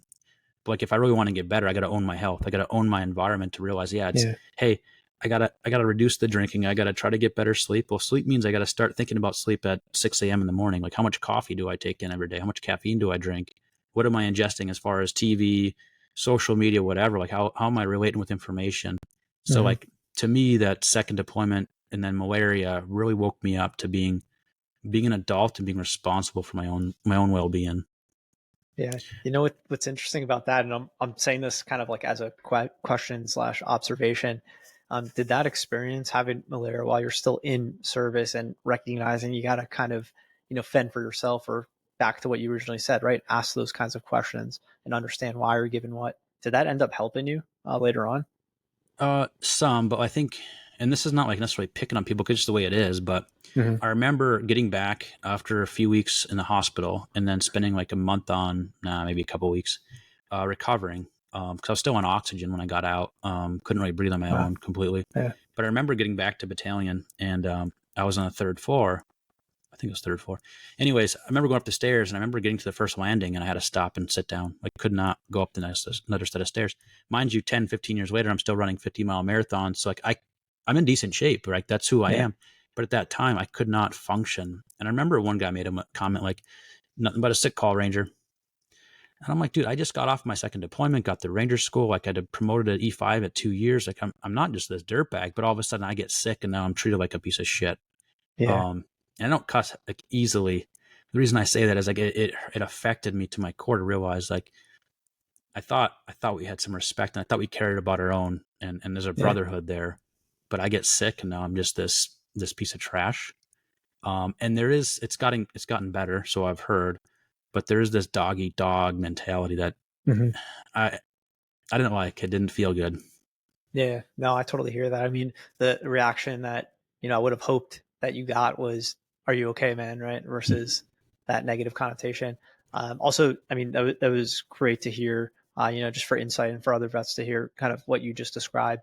To refine my question a little bit more, did that experience help you kind of after military, right? In the sense that you recognized the necessity to, have to overcome things yourself for yourself? Yes and no. So, Okay. the reason I say that is so after my third deployment, and that was to Iraq, and it's a whole different Mm-hmm. animal, a lot more political, and there's a lot more of like them scrutinize our missions and every single shot we take. And hey, that was innocent casualty, and like we're gonna shut down operations. And that was a whole actually my catalyst to get out of the military is Yeah. I was roped into some stuff that I felt was 100% political, and I felt like, man, they're gonna make a scapegoat out of us, and like didn't feel good. Yeah. So, anyways, that was my catalyst to get out was that regime change, and didn't like they were treating us, and so I got out of the military after about 5 years. I got married then too. That was a big impact. My wife's like, no, let's not do the military thing anymore, and I can I can respect that, right? Yeah. So when I get out, it was right after the recession, and there was not a lot of job opportunities, that seemed applicable to. I'm a door kicking ranger. Like, yeah, it sounds cool in some facets, but let's face it, Rangers don't have too many movies and too many accolades like our counterparts SEALs, so it's a little bit harder to land a good job, right? Mm-hmm. So one of the ETS briefings, there was a recruiting table for the state patrol, and they were heavily recruiting. And I was like, well, they use guns, they need some tactics. Like it seemed like a good fit. So I did do some other training and some other school and got a degree. In that meantime, while I was transitioning, but then I ended up going to the state patrol right out of the military. Mm-hmm. So one thing I never really did is understand that going into the military, I had some of my own, mental trauma from childhood that everybody has something, right? We all have something Mm-hmm. we have to deal with. But then I think what happens that gets compounded and confused with military experience and trauma, which is okay. I think it's okay to go through stuff. But then at the same time, I transitioned right into another paramilitary organization that it was very taboo to talk about any kind of mental issues Mm-hmm. to the fact of I remember the psych, which he ended up getting fired for some crazy stuff. He was nuts, the psychiatrist for the state patrol. I remember going into his room for the interview and actually walking into this interview. Some other kid walked out crying, so I'm like, this is not going to go, not going to go well, right? So I Yeah. go in there and he's like, hey, you did your assessment, your testing, all that stuff. That's great. We'll talk about that. But before we get started, I got to tell you, anything about your military experience, you don't really want to open that door. You want to keep it over there. If you open that door, it might not go well for you. Like, hey, don't talk about military, right? And Yeah. and so we go down this other path, and I was like, all of a sudden I got two Jordans. Yeah. So I'm like having to like figure out which one I'm talking to in some regard. And that's scary because what happens is it actually started to train me that like, hey, I can't actually open that door to that military side of Mm-hmm. me. And Yeah. he kind of conveyed this message of like, hey, if you have some demons, as they call them, right? You have some trauma that's you're struggling with, probably not going to make it through my evaluation, and you probably won't make it as a trooper. So I ended up Yeah. hiding Wow. and kind of holding on to that baggage, and I just wanted to get it out, but I didn't know how to. Um, so I don't Yeah. like, I don't know. It was tough. That is super tough. And I find that to be very much the old school mindset. However, when I say old school, I mean that doesn't mean it's behind us or that it's gone away. I see that it's starting to change. I don't know to what extent it has changed yet, but certainly that's the same kind of headspace that I went through, right? Which is essentially it's exactly as you put it, right? We just you don't talk about that, right? So you hide it, you put it aside, and then you'll have more struggles in dealing with it as it comes up, throughout life in various circumstances, which causes, of course, a lot of problems for a lot of people. Before we continue diving in there and finishing service, I was curious on your third deployment. Did you feel, experience, or however you want to, kind of word that for yourself? I don't know, kind of like the seniority change as your, deployment 3 versus 1. Oh, absolutely. And I think Mm, where it started changing, I started to ask questions against the why are we at war? mm, Like I'm told these are bad dudes, but just because Johnny Intel says he's bad, like why is he bad? Do mm, we really have the ability, and should we be taking this guy out? Like, I know we're not trying to kill them, but it's capture kill for a reason. And we're not to be shot at, not shoot back. Like, that's not the reality, right? So Right. I started asking different questions against my own, like, why are we doing this? And there's one incident out of all of them that kind of stuck out, is like one of our strikers accidentally ran over an Iraqi police. He was laying on the ground, and we were cruising on this road system, and the sun was just coming up, whatever. And we kind of, people are laughing about it. And I get, you laugh to cope. Like, that's a processing mechanism, right? Tool. But it was like, dude, like, just create another enemy now. Like, we could at least go and call the battle station owner and try to take care of this, but we didn't. We just laughed about it. So, like, I don't know. I just felt like there was like, I wasn't necessarily jiving anymore with the mission of how we were doing things. And I still love the men that were there. Like, it's just my mind started to separate from how we were operating at that third deployment. And Iraq was definitely more political in nature. So the way that we were doing business was just different. So coming from 2 Afghanistan deployments that kind of seemed like the Wild West to Iraq, it was that was a mindset shift too, and how we operate. And even we were on Hilo there, and now it's strikers here. And my first, I think, month and a half, I was the striker commander, and which was cool in some regard. I got to work with with intel and sit in a lot of the briefings and the building the briefings even to figure out like route clearance packages, and it gave me more responsibility and more insights to how things are done. But I just felt like we didn't, and we had been in Iraq for so many years by then. It's 2010. I don't know if we knew what we were even doing there anymore at that point. Yeah. Wow. And also out of curiosity, because I didn't ask, did your kind of position, I mean, you just mentioned, right, you were leading a team at that point. Did your role within your team change throughout deployments? Yeah. So like my first deployment, I started out as a saw gunner. So, typical line machine gun. So I'd go still do, room clearing and all that kind of stuff. My second deployment was very similar. Usually a saw gunner is someone that's already been through Ranger school, a little bit of seniority, but not really promotable yet, right? But you're trusted with this little bit bigger weapon system. Just due to situation of me being the smallest guy, they probably thought it was a fun joke to give me that gun. But no, it was good. It was fun to shoot that one. But anyway, so the first 2 deployments were relatively similar, but our mission set was so much bigger than a lot of the other squads that platoons that are in battalion, just because of who we were working with directly on the SEAL side. So we got a little bigger mission opportunities. So even to be on some of these missions because of altitude and stuff was like, dude, you're making it. Just because you're on the mission, you're winning. So then I guess one thing too, I would just say is I did have a lot of opportunities to do things that some people didn't, that were in my same rank structure, same, Ranger school grads, all that stuff. I chose early on to like always find the hardest things to do, like carry as much gear as I can, and always kind of just suck the worst and, or like suck the best in that regard, to where you're always okay with being uncomfortable and picking up as much slack as you can and never show weakness, because I felt like I was more of a marketable asset then, which it did pay dividends on a few missions that a few other folks got cut and I got to go on. That was pretty cool. Yeah, that is really cool. And then I guess your third deployment, that shifted, correct? Yeah. So I for at least for a duration, because you kind of this weird shifting of in the platoon, I ended up going to weapon squad for a little bit, working with the the machine gunners, and then working with the strikers themselves. So I had as the E5 on the squad, I ended up leading the strikers for a while. On again, your job is to get the assault force to the objective safely. So you have route clearance and you have physical security, and you're on top of the striker, and you're working with your driver and your team that's in your striker as well. So you have communication, you have to consider routes, security, get them to the objective. Once you get them there, you create a blocking position around the objective. So now you're, responsible for that. You're responsible for security, communication, being the eyes and the ears for the assault force as well. So it definitely puts a lot more pressure on you as an individual to perform, because you're not like, you can't be the gray guy now. You got to be the guy. So that was a shift. And it's not this, I mean, it's not this grandiose position or whatever, but as a young non-commissioned officer, it definitely put things in different perspective of leadership for sure. Yeah. I mean, hey man, I think it's a pretty grandiose perspective. I mean, think about all of what you're responsible for. I mean, that's no joke, and that's not easy.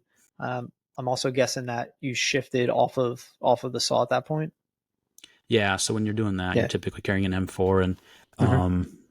and for at least the first month and a half, I was only on the striker. We hardly ever got off the thing, so that I hated that. I hated being stuck there. You felt like you're on the B team, right? But in Right. the grand picture, like it's just as important as the assault,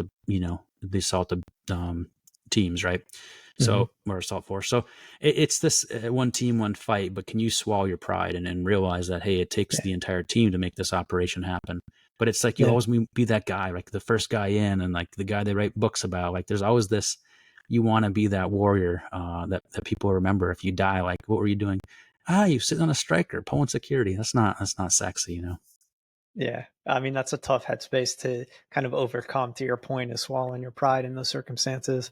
I mean, nonetheless, that's still, like I said a moment ago, I mean, that's still a lot of responsibility. I mean, just think about it in context of anything else, right? I mean, that's responsible for people. It's responsible for chaotic environments, extreme environments. So, yeah, I don't want to diminish that whatsoever. Yeah, you know what the funnest part about that job was though? This is bad. This is so Yeah. bad. It's the small things that matter, right? So I remember Hmm.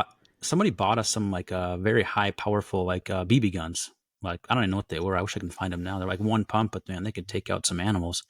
What we would do is, all nighttime ops as much as we could, right? So we'd be sitting there parking around the city and there'd be street lights all over the place. So we would do two things, and some of it was just fun to kill time.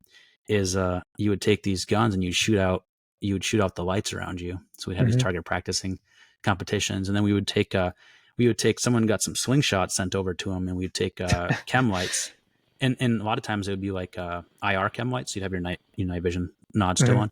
So you'd shake the chem lights, break them open, shake them, and then you would actually cut them open, and you'd spill that juice onto these rocks, and then you would shoot the rocks at things like the lights, and so you'd have competitions there. And that was actually some of the funnest time I ever had in Iraq, was these competitions with my privates and other drivers. Oh yeah, man. I mean, that sounds like a lot of fun. I'm also guessing it's probably pretty beneficial if you're sitting there waiting for an objective or just waiting on mission to not have these lights just Oh, blasting your position. oh, absolutely, yeah. You didn't want Yeah. that having that shine down exposing you is Yeah. just not safe, right? And you feel bad about the community there too. Like, it's their street light now. Crime is probably going to go up and all that stuff. But like in the moment, you're just thinking about security of yourself and your men. So Yeah, I agree. I mean, not a great position for that community, but I mean, it's also not a great position for you, and it's war is war. Yeah, yeah. yeah. Well, nonetheless, it's a fun sounding game. Yeah, community aside, unfortunately. All right. That said, now getting us back to where we kind of left off in order of your life. What was the discharge period like, which led you to what you just described a moment ago in terms of going into state patrol?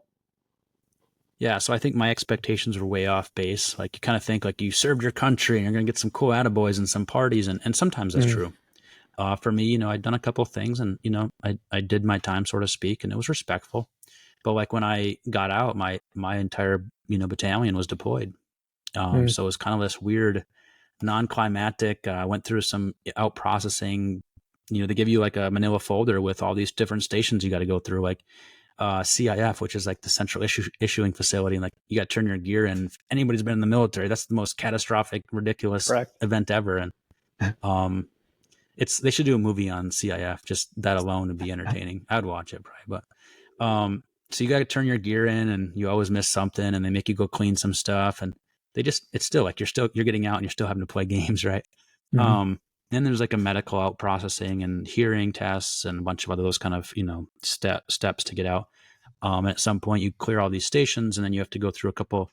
I think mine was one full day of like what they call them ACAP briefings, where they talk about some of the different things in transition programs. And I actually signed up for the National Guard before I got out even. Mm. I don't even know why, but I did. So I did the National Guard. So I already signed up for that and enlisted for another 4 years in the Guard. And that was in Washington, another infantry, job. Hmm. So I did that. And then again, it was like, I was newlywed. My wife was working an okay job, not like a long-term thing, but okay. And we didn't really know what we want to do. So I, started looking at the state patrol and going through that hiring process, which took actually 10 months after I got out. I think it was 10 Wow. months. So in that meantime, I ended up getting a job for the company I'm at now, actually, doing ITAR stuff, so international traffic and arms regulation. So I did some development work that had government intersections for the clients. So the clients had to be ITAR compliant with how they process and handle documents. And so they didn't really have a person. So I went through training. It's kind of just, hey, I need to find a marketable thing. So I just started grabbing things and went to school for that, at nighttime. And we started doing seminars. So I was teaching seminars. And I'm saying this because there's not always a perfect recipe. Right. I didn't know what I wanted to do. Cops or troopers, whatever, seemed like the best path because it's like they're hiring. I had the requirements on the what do you need to have to be a trooper. I had them all checked off. And that was one of the biggest reasons I went down that path. I didn't really feel called at that point to be a trooper. Just like I want to provide for my wife the best I can and our hopeful soon, family. So transitioning was super hard because it didn't feel like I had any support anywhere. It was just like, hey, go through some sterilized standard programs that were kind of forced to put you through, and maybe you'll have some luck getting out, finding a job. Right. I've heard that's a lot better now. I've heard there's a lot more programs, and even our company now, I signed up for this program called Skills Bridge for our company to take folks that are getting out of the military and want to try out some different civilian side jobs and see if it's a fit or not. That's awesome. They get to work for the different commercial side employers, and the DoD still pays their salaries, and it's a way to help them transition gracefully. But for me, there was not a lot of opportunity for that, and it was just kind of like, hey, there's the door, go take it, right? So, anyways, about 10 months out, the State Patrol was hiring, and I went through the application, the psych, and the background checks, and the boards, and whatever else. It's actually a very rigorous process to get in.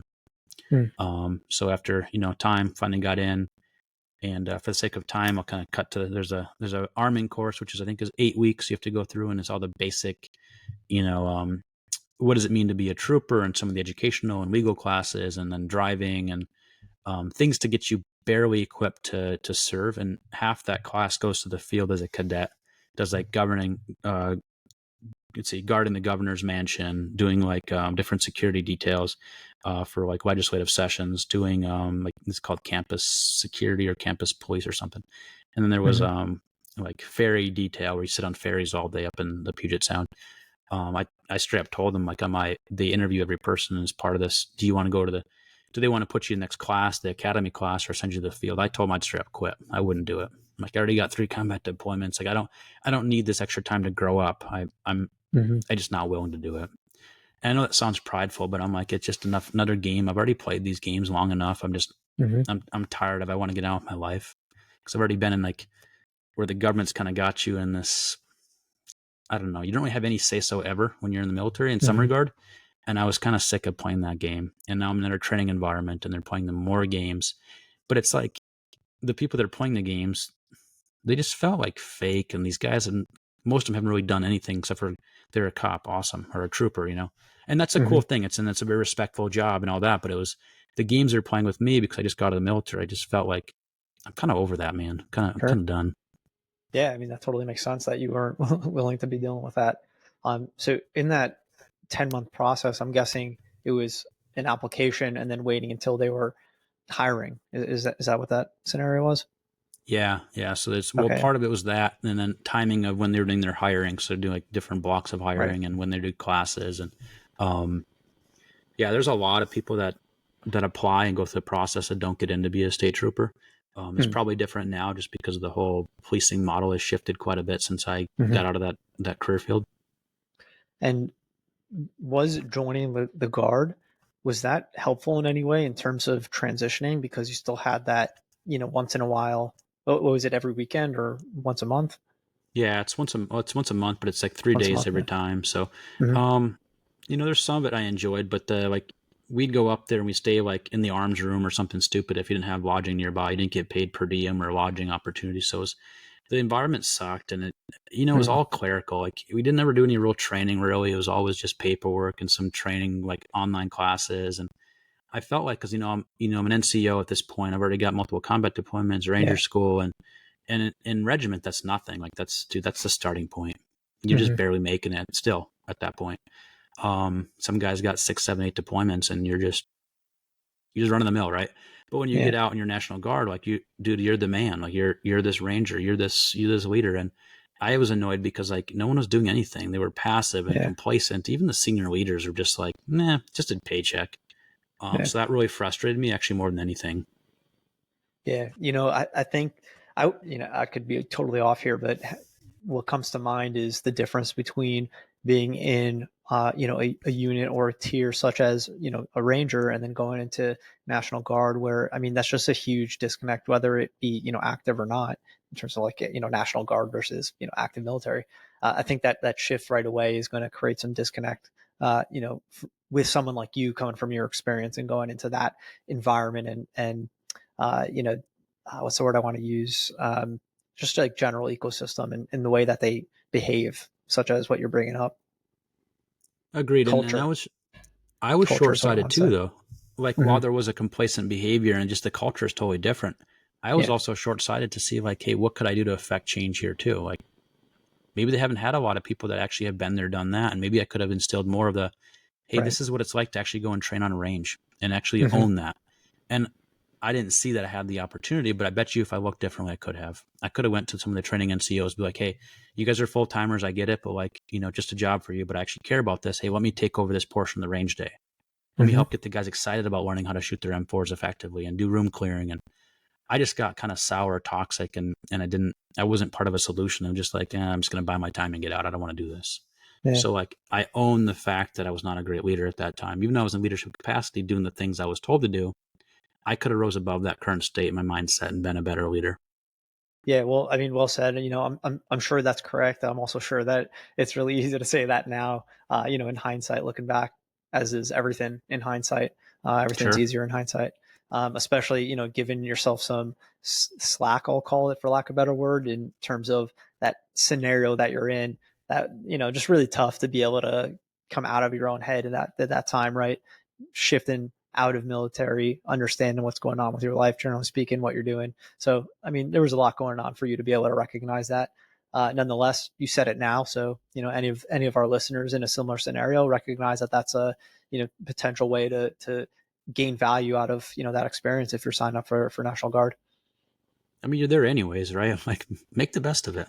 Right. Mm-hmm.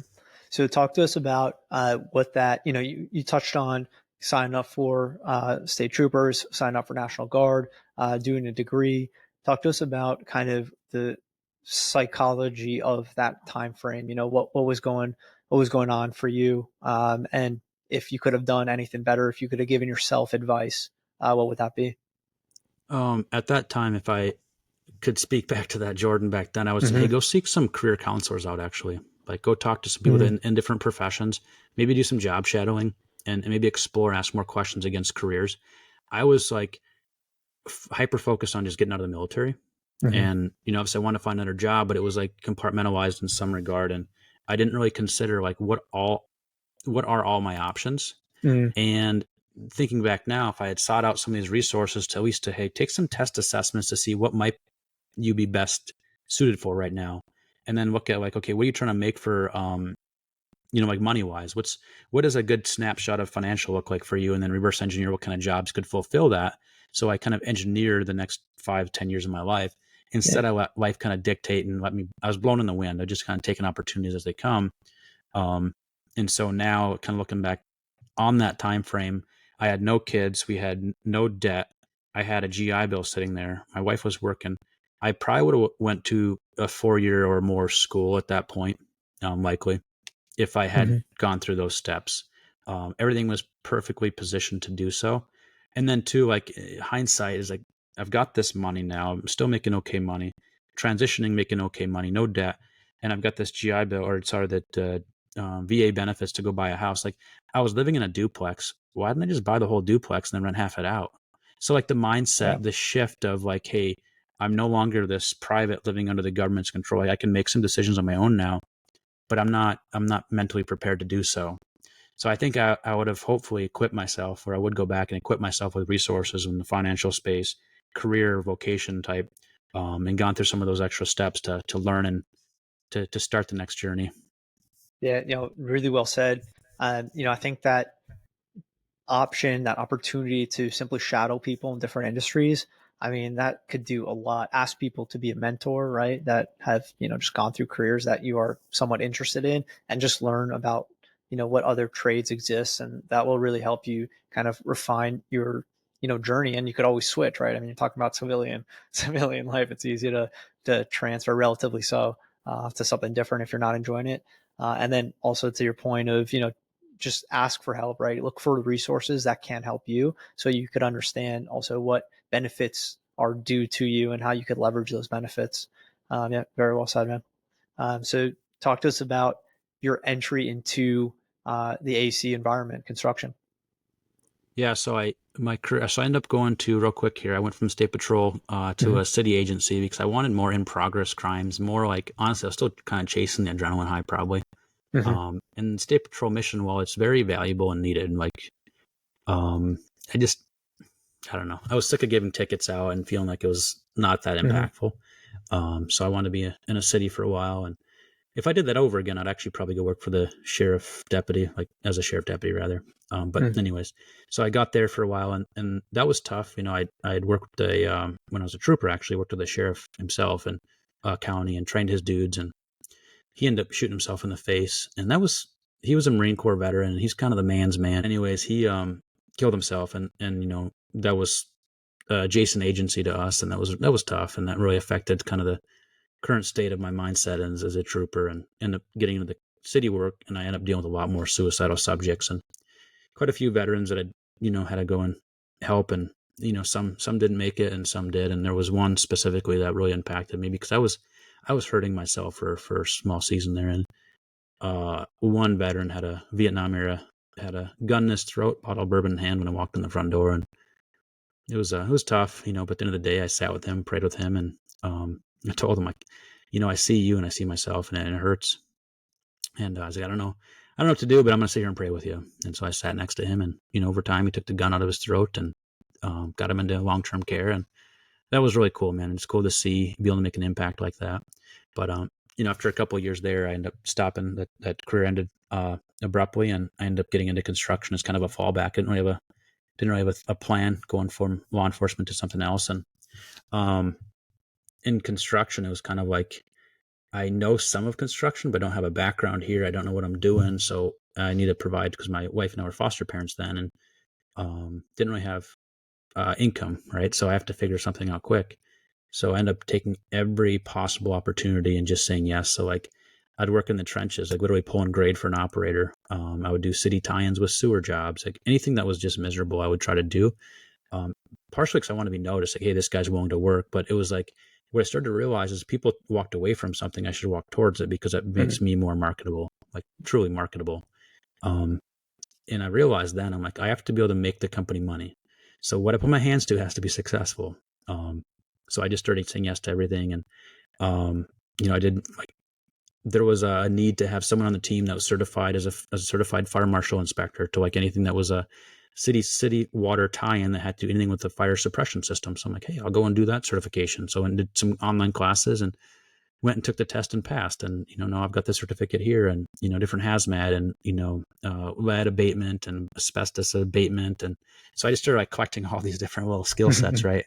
The company was a civil contractor, but they also did a lot of random commercial type demolition and remodeling type stuff for, like manufacturing centers and stuff. So just some weird things that would always kind of pop up. But I'm like, hey, I'll be that MacGyver that's willing to figure things out. Yeah. Which really helped me. And then, so really where my kind of management side came from is I was helping with different things on projects. And there was one day where the bosses were out of town. Actually, they were fishing. And I remember there's a detail that didn't make sense. And again, based off the training I just had in the fire marshal program, is like, hey, this water should have, this water line is wrong based off like code. There should be a thrust block here, a different joint here. And so I actually called the county, like, didn't know what the answer was. I just called the county and said, hey, based off what I'm seeing, I think this is wrong. Can you come out here? So the inspector comes out and he initials it. Yep, go and make that change. Like, and I know now I probably should have went through a change order process, but he's like, no, get that joint there. You're good, man. So we did it, kept moving on, got him to come back out and inspect it, gave the stamps. We got to keep moving. So the boss got back and he's like, hey, this is different. I'm like, hey, this is what happened. And he's like, you're like brand new and this is what you're thinking through. So it was like it felt good, man. It was like, yeah. okay, I'm in a new career, but like, I can do this. Right. So from there, I got just a small task. It's like, hey, go run that dozer over there. Hey, go run that excavator for a few minutes, even at a time. And like, I didn't break anything catastrophic. It's like, oh, go try it again. Right. Like keep kind of building on those skills. And I am getting certified on a laser screed, which is really cool. That's for concrete flat work. And that was really unique. And that all of a sudden put me in this position of like, hey, this is a very high visibility, high risk, because if something goes wrong, it's a big expense for the concrete, because you only get one shot before it cures, right? So that was cool. And I ended up doing, like, I remember one day on a job, I was sitting there and there was a detail change. So the foreman for that job, he's really kind of a super, I guess. He left to go to the office to go get a new plan for that change. And it was like, I don't know, a long duration later, he comes back and I'm like, man, what a waste of resources. Like, we're just sitting there. Yeah. And I'm like, why doesn't he have this like kind of online platform of sorts and just pull it up on his phone and show us when we get busy on it? So I'm like, told one of the owners, I'm like, hey, we should get SharePoint and start uploading our documents from the office so the guys in the field can just grab it real quick, right? He's like, it's too expensive. And I'm like, kind of being an ass. I'm like, dude, count the cost of that one trip to the office and back. You'd probably pay for a month subscription, right? So he's like, well, what would it cost? I'm like, I don't know. Let's go figure it out. It's like, I tell him what it was. I did some research that night, and it's not a big deal. It's just SharePoint implementation. But I didn't really know what I was doing. But he gave me his credit card and said, all right, go do it. So like, next day before I start my other job on the site, I go into the office and I go and buy, a subscription for all the owners and some of the other leaders, and I implement it and start getting that stuff sorted out, getting all the files. They have like a server, but it's really just like an HP computer sitting on a power strip at the office holding all their files. So I moved everything on SharePoint, backed it up over there, and built in some redundancies. And it was just like that. Okay, I can do that. So that was my segue into the kind of the office environment. So I started going from the field to the office, just doing managerial stuff. I went to get OSHA 30 class, and I rewrote the safety policy, and so just started building on, okay, what else can I do to help improve the environment that I'm in? And it led to where I was helping run their trucking program, and they're hoping to really grow and scale that. So I got tasked with helping with that program. And so what I did, I started going to the companies around that company and asking, hey, what are you guys doing for your trucking program, for logistics, for tracking, all that stuff? And back then it was on paper. But I'm like, man, I hate paperwork more than I hate technology. So what am I going to do? So I went to the app store. There was no apps really at that time that would do essentially digitizing a paper product in the trucking environment that would be easy for a driver to use. So I ended up talking to my boss. I was in my sauna at my house, and sitting in my sauna, I'm like, man, how can I fix this? And I started drawing out an application, and went to him like, hey, maybe we should just build a simple tool. So we ended up partnering with my father's company because they develop tools like web applications, mobile applications, and that kind of stuff for other businesses. We went to them, got it quoted out. And what happened was, when we were doing that, one of the owners of the construction company was like, man, maybe we can sell this, as a product. He's about my age, but he's a visionary as well. But he grew up around the construction industry, so he knows it inside and out. He's like, this might be a viable product. So the construction company, the software development company, myself, ended up creating a partnership. And so what we did is we took that product from fixing a niche issue within a company to, hey, let's make this into a SaaS model. So now all of a sudden it's a cloud hosted tool that we can deploy from anywhere. It's mobile app driven. So it's both on the Google Play Store and the Apple Store. And so it's cool because now I'm having to I'm inventing a new tool that doesn't exist. So I can't go and copy somebody yet because there is nothing out. Now there is, like, there's plenty of tools I can go and say I can take some of this and some of that. So I love that, like ideation and creation. That's like where I love to live. And so it was all about process review. Okay, what are we doing, and how do we kind of think of the Kaizen methodology of how to make it a little bit better every single day? And so what I would look at it is, like, I would sit with the drivers, I would drive with them, and then go back to the office. Okay, how do we do billing? How do we do payroll? How do we do XYZ? And just kind of like, if I was in control of this environment, what would I do to make it better? And going back to the Army mentality, man, keep it simple, stupid. Yeah. I recognized early on is bad data in means, garbage in, garbage out. So I knew that the data collector had to be stupid, easy to use, dummy proof to these drivers, because they're great people. I love them to death, but they're not willing to fight through any kind of technology hurdles or hiccups. They're like, bag it, I'm not doing it. So we had to build it to meet them, the lowest common denominator. which coming out of the Army, that was easy for me to do. I'm like, what would the dumbest private I've ever met do? And I've seen some pretty stupid stuff, like loading a magazine backwards into a gun, or bullets backward into a magazine. Like, you just can't make this stuff up, right? There's a picture of the bullet on the magazine. Just follow the picture. So, or for you, a clip, for all you hard chargers out there. No, I kid. So anyways, that mentality is what I still use today, is keep it simple, stupid. Yeah. I don't have to be smarter than I look. Like, I'm not that smart of a guy. I just know how to ask questions. So because of that, we created a super awesome mobile application for drivers, which allowed us to collect amazing data. So what I started doing then is I had to sell it. We had no client base yet. So now I got to sell a product that doesn't really exist yet. So now I'm like, hey, I got sales skills. I didn't know that. So I'm selling a tool. I'm working as like the first line of defense for like the IT, and they have an issue. They're calling me at 2 a.m. I'm still the guy. So now I'm still working the day job. Now I'm working a SaaS product job at the same time. And I know you can probably relate. You've been there, right? Like, you're still there.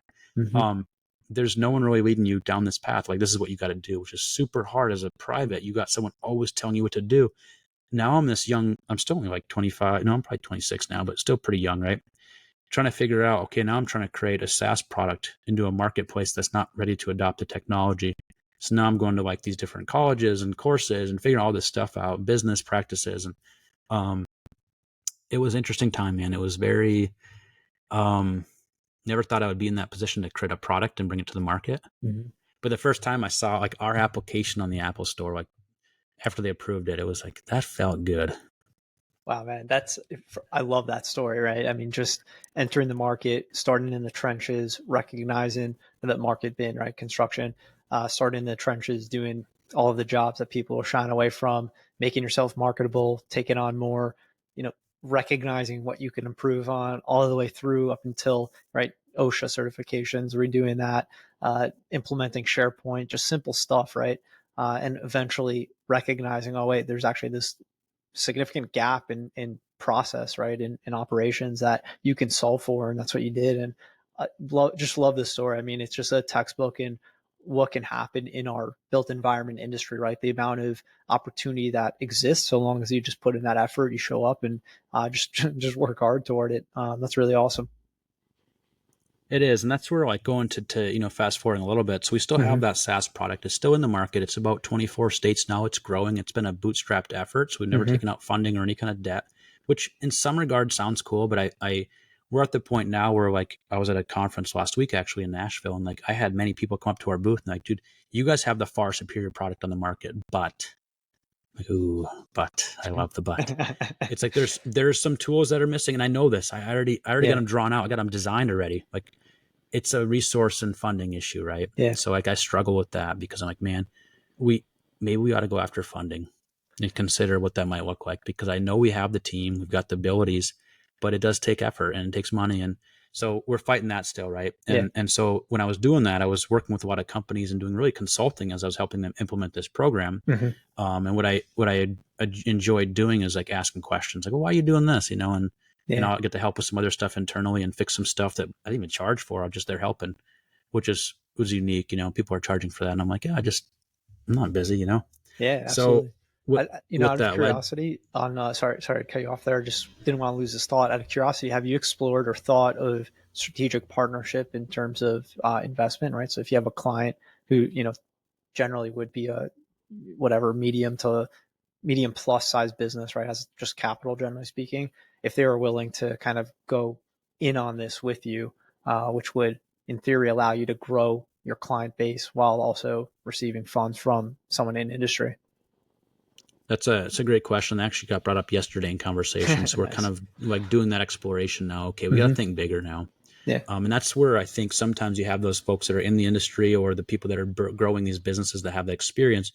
It's good to, again, put yourself underneath them. And I look at like the discipleship process. Like, I'm starting to put myself under those leaders now and asking different questions. And really, it's humbling my position to realize I've got a lot of growing to do. And so those are the questions we're starting to ask now, which is fun. And I think it's going to open some more doors for us. Absolutely. Yeah, absolutely. So before I threw that wrench into what you're saying, do you remember how you were going to continue? You might have gone into what's next. Yeah. So essentially what happened then is I realized, like, again, I don't actually like technology. Like, I'm not against it either. I'm kind of agnostic, but I'm not this huge pro technology guru. I feel like as a humanity as well, like thinking big picture. I think technology's actually hurt, even in medical. Like I always hear that, oh, look at medicine. The stats aren't actually in favor of like it's helping us. Like more people are dying since we've got good technology, like from heart disease and all these other like things, right? So yeah, there's some awesome surgeries and some cool tools that are out there, but by and large, technology has not helped our health. It hasn't helped our mental well-being. We have more suicidal and depressed people now than we've ever had in our entire existence, right? So like we have all these tools, all these resources, but we're almost worse off as a people, like and collective around the world, right? So like technology is a good resource, a good utility if used correctly. So my position on it is like, okay, let's figure out the people, the culture, the process, and then think about technology. And if it's not done in the right order, I think it's going to be exacerbating an issue that already exists, and it's going to cause more headache and potentially more profit loss. So I started asking different questions, and my father, being the CEO of Xeratec, he's been in business for 20 years, and we serve clients from like Ford Motor Company to startups, a pretty wide swath, but they've got a lot of good experience. And he recognized, hey, we need more process-driven people on our team. Would you mind coming helping over here?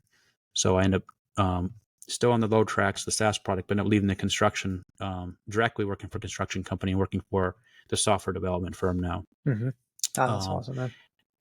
So fast forward a couple of years, what we're doing now and what I'm trying to do is reimagine what Xeratec is actually. And think of like Michelin. Michelin creates mobility, right? But right now they're creating tires, but when tires might go away, but they're going to change their active model to make sure they're creating mobility for the people. So for me, we've been creating software, cool projects actually at that, but it's just software. There's a lot of companies that do that. I want to think bigger. So what we're doing is really morphing our company into a service provider for the civil, mainly civil to start with, at least space. And what we're going to be doing is, where I believe we're going to meet them where they're at, is that industry as a whole has really been a laggard with technologies. So the thought behind our process now is, okay, we're going to be a catalyst for change, a catalyst for growth.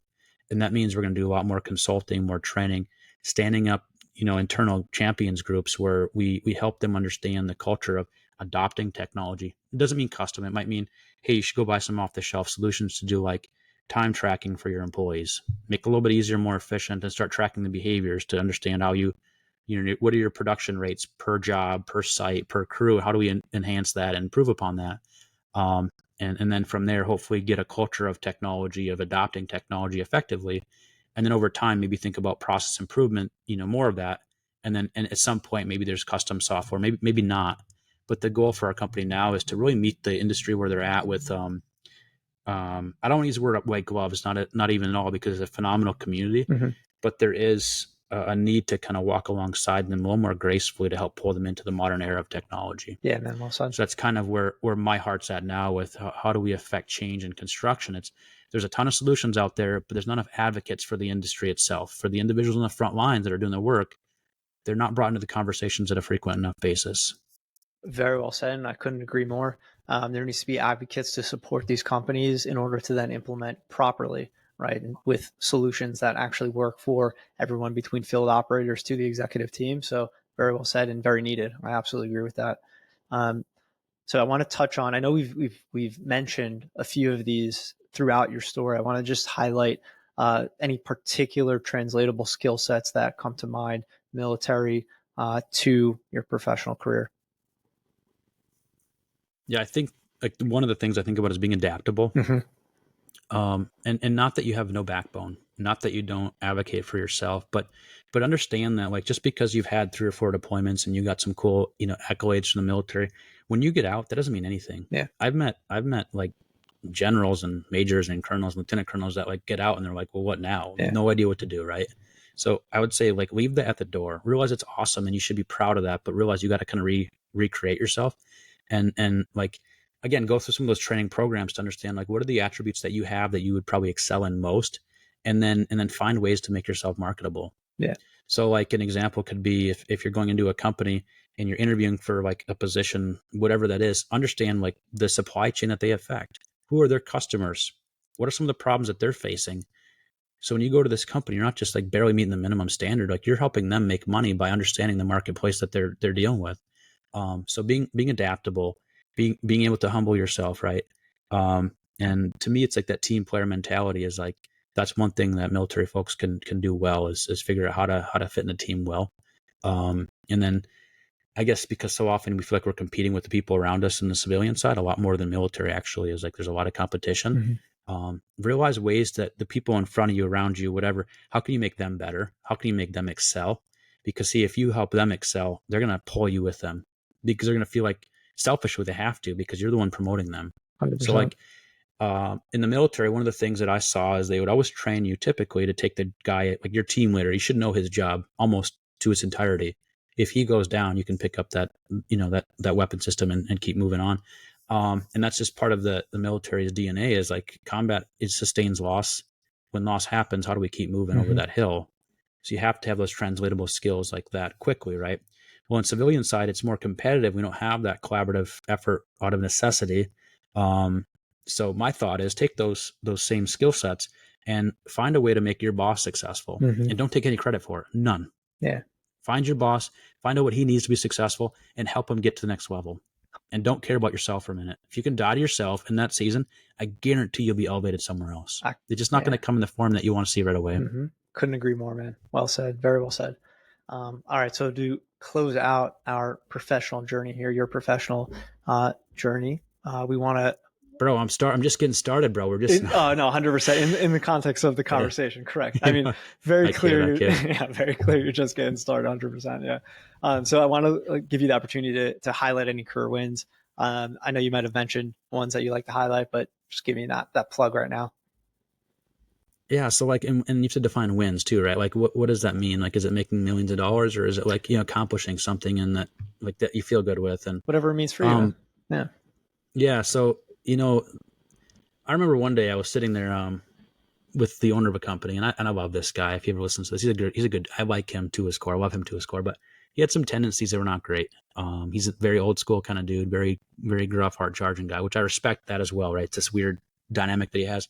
But I remember one day we were doing some city sewer tie-in stuff and we were cutting some cast iron pipe and it was with a hot saw and a little small hole and not deep, super deep, but it was a hot saw and a lot of exhaust was getting stuck in there with no ventilation tools, no fans. And I remember I was in this hole cutting and I don't mind getting hurt even like, but I just couldn't, or like, I don't mind uncomfortable positions and situations. But I remember cutting in this hole. I'm like, I can't do this. I can't breathe. So I got out. I'm like, we got to figure out something. And he sent in somebody else. And this other person was not an English speaking individual, we'll say. He starts cutting and I said, no, get out of that hole. He's like, what? I'm like, get out of there. Like, this isn't happening. And it was one of those, who are you kind of moments, right? But I recognized like this dude's got a face, he's got a person, he's got a family, and I'm not putting him in that situation. If I won't go in there, I'm not going to let him either. Yeah. And it wasn't like I was a leader. I was still pretty young, but I realized like I have to be able to advocate for other people. So that was kind of one of the turning points for me is like, hey, I've got a voice, I got to use it. And then like, so that was one cool thing that happened. And then I remember as a cop, there's a lot of cool things that happen. Those are too long of stories, but when I had the opportunity to solve a problem for a company and bring a product to a market, like the success rate's not great. And I would still say success is still a question mark, like TBD, right? But to take and distill a problem down to it and then create a partnership and then design it and get it developed and then sell it to a market and have them buy it and have it to go through different cycles and without any experience, it could be easy to be prideful about.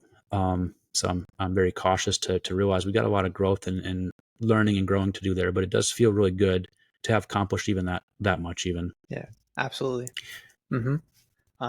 Yeah. So just to clarify again, Jordan's just getting started in his career. These are career wins to date. That's really cool, man. All right. So closing out our conversation, we like to touch on your wellness practice and or books you'd like to recommend. So go for it. Yeah. So I think I like to talk about like mental strength, mental toughness, right? Through the lens of like, I'm not against some counseling, some therapies, but I feel like the current state of affairs, it's an enablement program, especially at the VA level. So, but I believe it's important to advocate for your mental health to start with. And that comes in the form of physical as well. You should be exercising regularly. You should be getting out there running, getting in the woods.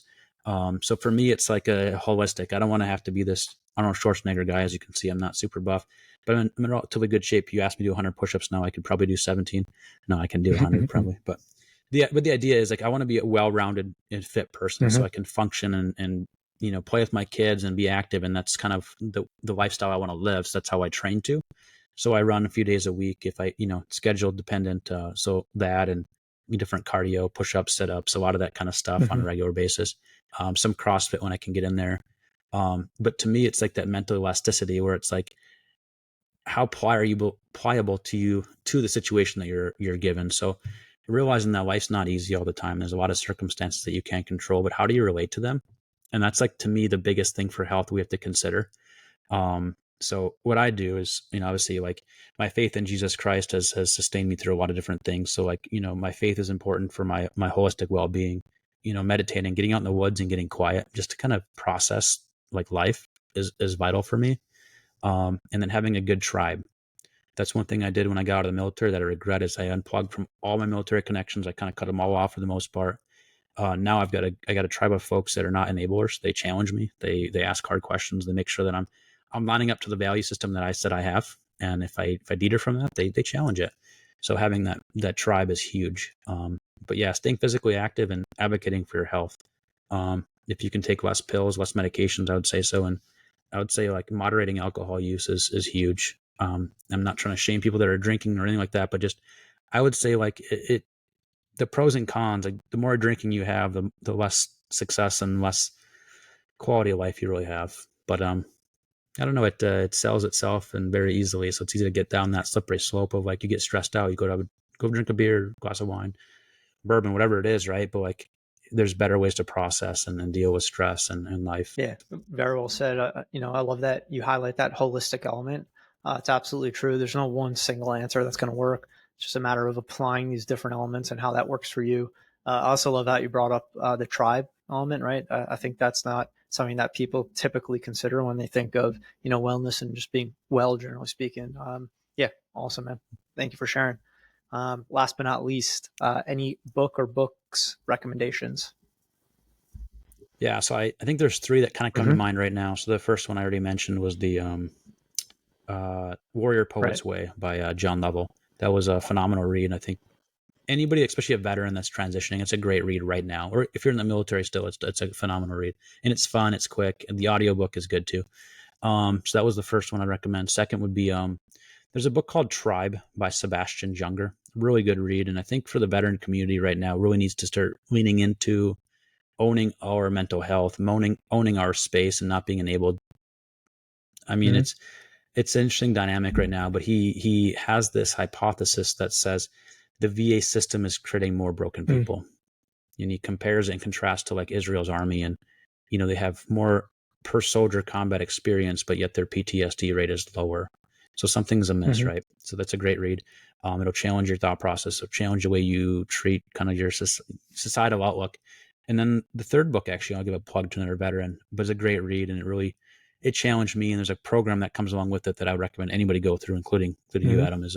It's called Deliberate Discomfort. That's the book name, and he's got a program called that as well. So Jason Van Camp is the writer of that. He's a former Special Forces officer, West Point grad. Just a great dude in general. He's got some cool programs that are helping other veteran businesses, and just a great dude all around. But yeah, those three books are probably the top three I'd recommend for this community. Awesome. Oh yeah, those sound like awesome recommendations. That last one actually just happened to have heard of it the other week and put it on my list. So I'm excited to get through it. Happy to hear that you also recommended it. Jordan, thank you so much, man, for joining us today, for sharing your story. So much awesome information. I'm excited for veteran community and just everyone in general to hear and learn from it.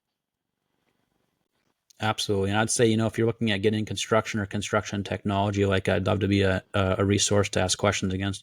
I'll probably steer you in the wrong direction, but hey, at least know what not to do or go. But no, ultimately, there's a lot of opportunity right now in the construction space, whether you want to be an operator, a manager, or, ops manager or a project manager. So many opportunities out there with a little bit of training, a little bit of, and most likely there's a program to get it to where you don't have to pay for anything anyhow. But the money can be very good starting out. So I would say, especially if you're transitioning, I would say take a deep look at the construction space as an opportunity to provide for your family. When you work with your hands in any capacity, you feel good. That's one thing I miss. And when I'm on, the desk jockey scenarios, I miss the physical rigor of life, and I just feel better when I do that. So anyways, I just advocate for the field. And I think there's more good leaders out there that are going to be coming through that we need desperately right now from the military and some of the leadership skills that you likely have. Well said, man. Well said. Jordan's information is going to be linked in the show notes. It's going to be his LinkedIn and company information. And by those means, you can contact him, reach out. To our listeners, thank you so much for listening. To our subscribers, thank you very much for subscribing. Please remember to subscribe to our channels, YouTube, Apple Podcasts, and Spotify. And a quick shout out to our show sponsor, Jet.Build. Thank you, everyone, for listening in. We'll see you real soon. Thank you.